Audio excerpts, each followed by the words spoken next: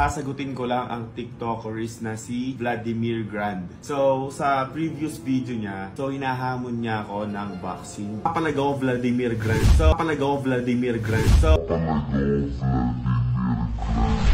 Mga kapenyo, tirahin na natin itong may init na issue ngayon. Pasok, intro!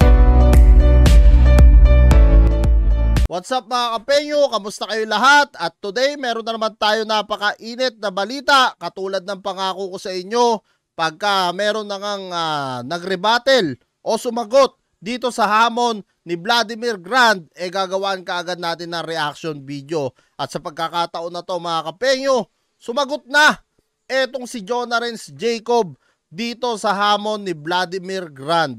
At alam naman natin mga kapenyo na naghahanap nga na makakalaban etong sikat na TikToker na si Vladimir Grand, no? At ang napili nga niya dito ay si Boy Tapang, si Jonah, si Argon, si Merc at etong si Rendon Labador. At dito mga kapenyo, hindi pinalagpas, no, ni Jonarens Jacob etong mga sinabi dito ni Vladimir at handa nga siyang lumaban para dito. Sa pagkakaalam ko nga, parang 2v2, no, yung hinahanap na makakalaban neto ni Vladimir Grand kasi dalawa nga daw, no, dalawa sila na kaibigan niya at naghahanap sila ng dalawang makakalaban. So sa tingin ko, since sumagot na si Jonarens Jacob, malamang sa malamang si Christian Merc na yung magiging kakampi dito neto ni Jonah kung hindi busy etong si Christian Mercray. At tara mga kapenyo, wag na natin patagalin at sabay-sabay natin panoorin eto nga naging sagot ni Jonarens Jacob dito. Jonah, and if your name is on this list, you are gonna get it. Let's go, make it happen and don't dodge the calls. Light work! Light work! Let's go! Papalagaw Vladimir Grand. So, sasagutin ko lang ang TikTokeris na si Vladimir Grand. So, sa previous video niya, hinahamon niya ako ng boxing. So, hanapin nyo na sa account niya. So, sinulat niya yung mga pangalan namin. Siyempre, kasama na ako doon sa mga most tagged down doon sa mga video niya kasi naghahamon siya ng mga influencers dito sa Pilipinas.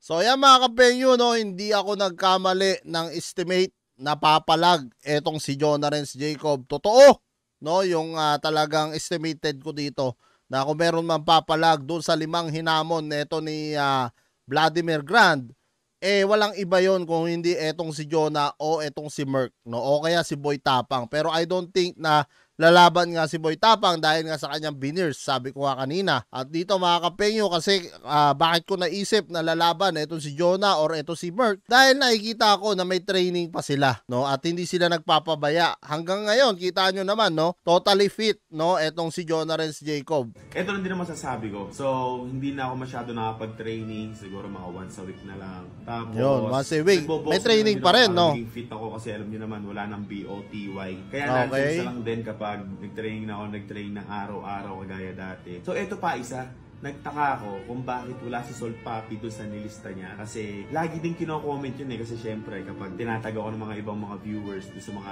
nagtitraining siya, naghanap siya ng kaboxing na influencers, andun ako sila Merc, sila Sol Papi. So bakit wala doon Sol Papi? Pero syempre siguro alam niya na din na Sol Papi malakas, di ba? So kaya naman mga kapenyo, negative, no, kung si Sol Papi hahamunin niya, may kalalagyan talaga etong si Vladimir Grand. Sigurado yan, 200% sure yan. Kahit pa sabihin natin na nagte-training din etong si Vladimir Grand, hindi pa sapat talaga kay kay Salt Papi kung tatapatan niya kaagad si Salt Papi. Siguro tingnan muna natin, no, yung magiging performance nito ni Vladimir Grand. If ever na makalaban niya etong si Jonarens Jacob. At kung makita natin talaga na mukhang malupit at magaling din etong si Vladimir Grand, why not, no? Salt Papi.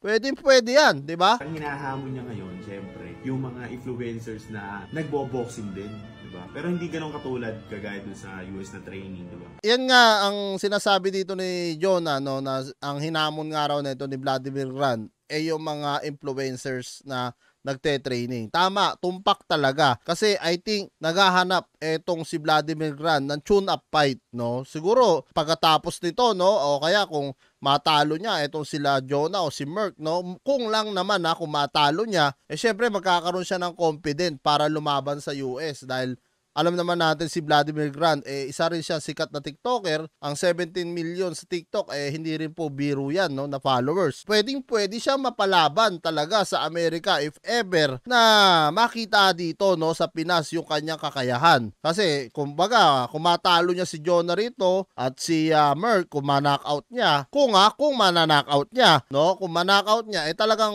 nalakas ang confident ni Vladimir. 6 months ka na nagtitraining kay Ninong Manny. So, sa mga nakapanood 6 months, matagal na rin. Ginawa kay Ninong Manny dyan sa Jensen. So, sinasama rin ako sa training, kaso nga lang, puro basketball pa ako nun, diba? Wala pa sa isip ko mag-boxing. Pero ngayon, papalag ako Vladimir Grant. Siyempre, basta bigyan mo ako ng 2 months preparation. Kasi busy na ako sa mga business ko ngayon. So, paano magsisimula tong event na to? Kasi, naging promoter din ako sa Battle of the YouTubers, tuntuan ng mga sikat ni Boss Jonah. So, paano yung mga sponsors? Paano yung TF ko? Yung TF mo, diba? O kaya TF ng iba, nasasali, diba? Kasi, so ayan mga kapengyo, no, sinasabi na nga ni Jonah Renz dito, dahil nga since naging promoter din nga siya ng Battle of YouTuber nung mga nakaraan lang, sinasabi nga ni Jonah, paano nga naman ang kanilang TF din if ever, no, na eto nga, naghahanap na makakalaban etong si Vladimir. So yun muna talaga ang pag-uusapan dyan. Ngayon, kung talagang ma-fix nila yan, napakagandang laban nito. Ito talaga makakita tayo na matinding bakbakan dito. Mapapalaban talaga dito si Jonah Renz Jacob, no? Hindi yung katulad yung kay Yolab, talagang puta ragis. Para lang sumuntok si Jonah ng butiki doon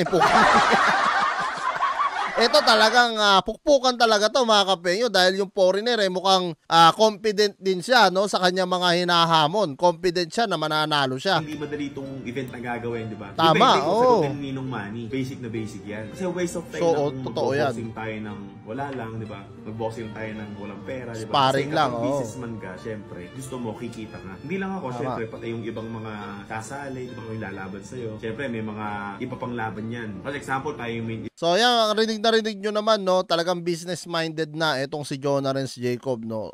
Tama rin naman yung kanyang sinasabi, dahil alam naman natin lahat, yung boxing, hindi biro yan, no, hindi joke yan. May mga namamatay nga dyan, kahit pasibihin natin sparring lang, pag napuruhan ka, di ba? Kaya nga, ito yung kay Jonah, no, sa kanyang opinion, paano nga naman yung TF nila? Lalong-lalo na syempre, may mga pangalan yan, yung mga hinamon niya, kailangan talaga, no, na merong TF. Ngayon, kung matuloy talaga to, no, at suportahan talaga neto ng ating living legend na si Senator Manny Pacquiao, talagang pasok na pasok to, mga kapengyo. Event, di ba? Syempre, may mga dalawa, tatlo, yung mga wild card, di ba? Basta Manny Talks, G ako. G talaga ako. Yun, kasi pupusuan ko to Kagaya ng last time sa BOTY, walang lumaban, si Olaf lang. Basta yung training na araw-araw na bandang dulo, wala akong mapapala. Kasi hindi naman sa walang lumaban sa iyo, Jonah, meron naman din. Kaso ang problema nga lang, medyo mataas ang TF na hinihingi nila. Like I said, no, katulad nga kay price tag, 7 million plus ang gusto niyang TF. So hindi nga naman kaya, no. Kumbaga masyado talagang malaki. Lalong-lalo na noong mga panahon na yun, kababalik lang ng BOTY, di ba?